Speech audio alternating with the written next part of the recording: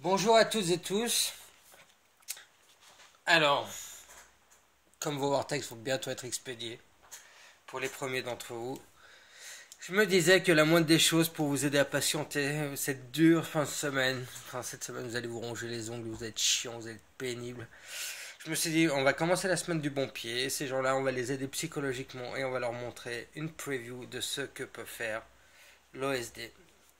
Alors, un des grands fondements de Vortex, c'était d'essayer de faire, à nos yeux, un bon racer, mais surtout un bon racer qui amène une nouveauté, un racer différent, un racer qui permet d'être tuné complètement depuis la télécommande. Ce qui vous permet depuis n'importe où, de n'importe quel site de vol, vous n'avez pas besoin de vous promener avec votre ordinateur, votre tablette et vos câbles.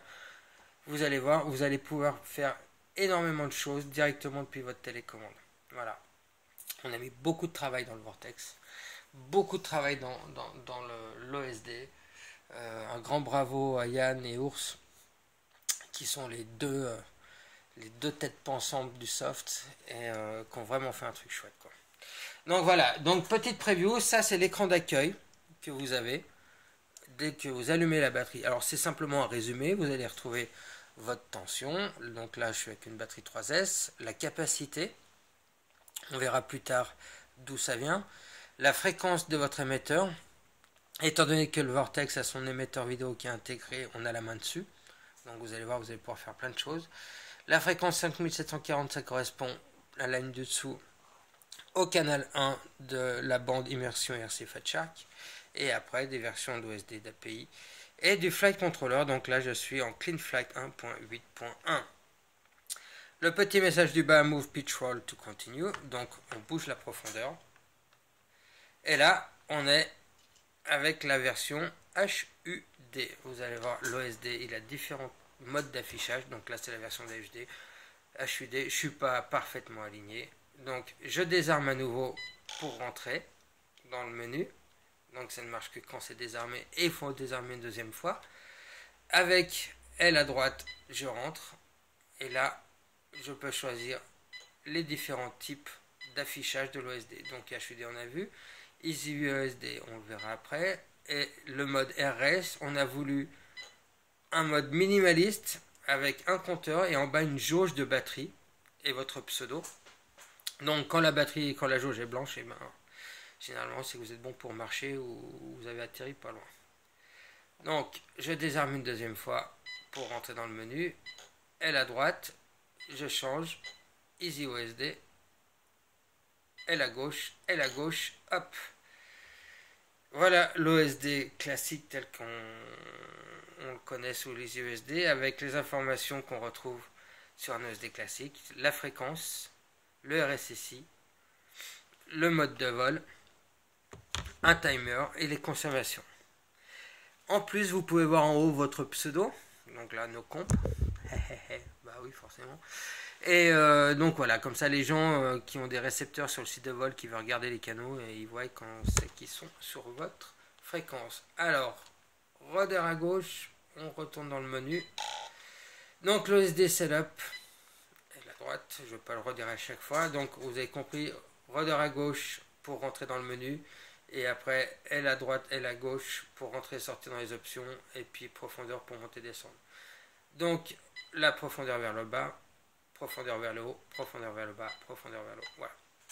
Donc pseudo, vous pouvez mettre votre pseudo. Margin, c'est pour la tolérance sur la batterie, pour les alertes. Donc là, vous pouvez rentrer votre capacité. Donc moi, je vole en 1300. La fréquence du bip. Et ici, vous pouvez activer les alarmes. Les alarmes pour la batterie, pour la tension, pour le courant, pour le RSSI et pour la durée de vol.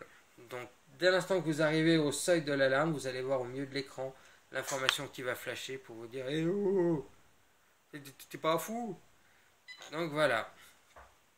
On retourne maintenant le LED setup. À l'arrière du Vortex, il y a des petites LED qui sont totalement configurables. On a mis 7 processeurs sur le Vortex, donc il y en a un pour les LED.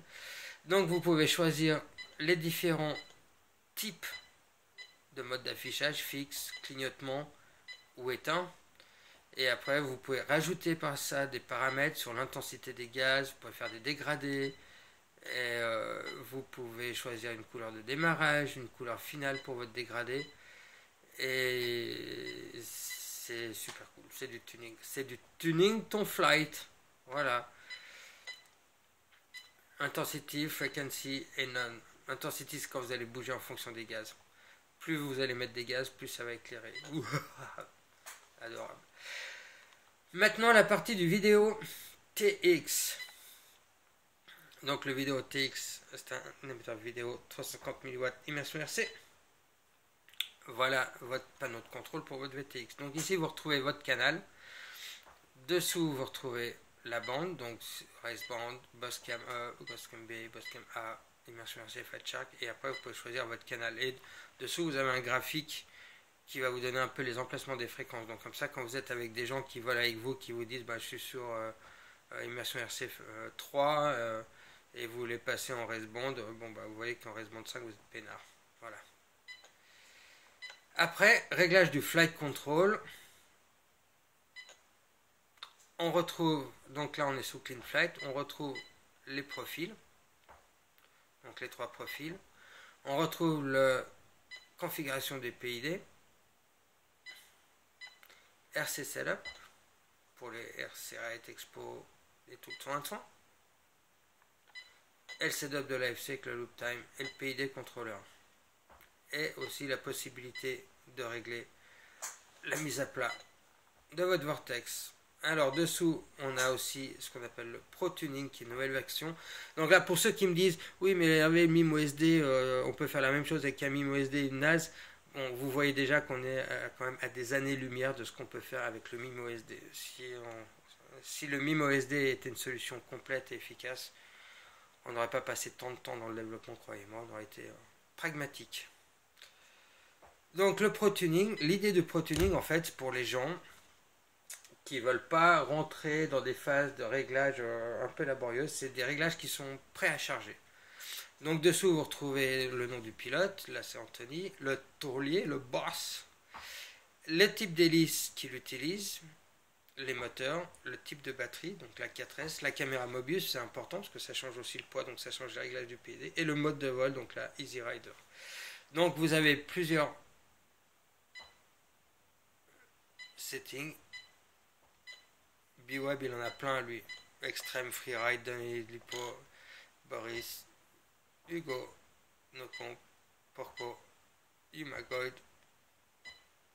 Voilà, donc après ce que vous faites, vous pouvez charger dans... Donc là je ne vais pas le faire parce que je l'ai déjà... Ça va tout me dérégler. Donc après vous pouvez le chercher dans un des trois profils, vous faites l'autre setting, et puis terminé, c'est chargé, et puis après vous pouvez encore remodifier, affiner si vous le voulez. Mais le but du jeu, c'était de vous permettre de pouvoir régler, d'essayer votre vortex avec des réglages de pilote confirmés et voir si ça vous plaît. Voilà, après System Setup, c'est pour toutes les questions légales sur les fréquences. Donc là, vous pouvez choisir votre région ou mettre en international pour avoir les bandes plus ou moins activées. Voilà, et je vais terminer par ça. Et je vous en dirai pas plus. Pour le reste, il faudra attendre de recevoir votre vortex. Voilà, merci pour votre temps, pour avoir regardé ces vidéos. Et si vous avez des questions, n'hésitez pas. J'y répondrai tant que je peux. Mais comme vous savez, j'ai beaucoup de réponses, mais très peu pour celles de vos questions. Voilà. Au revoir.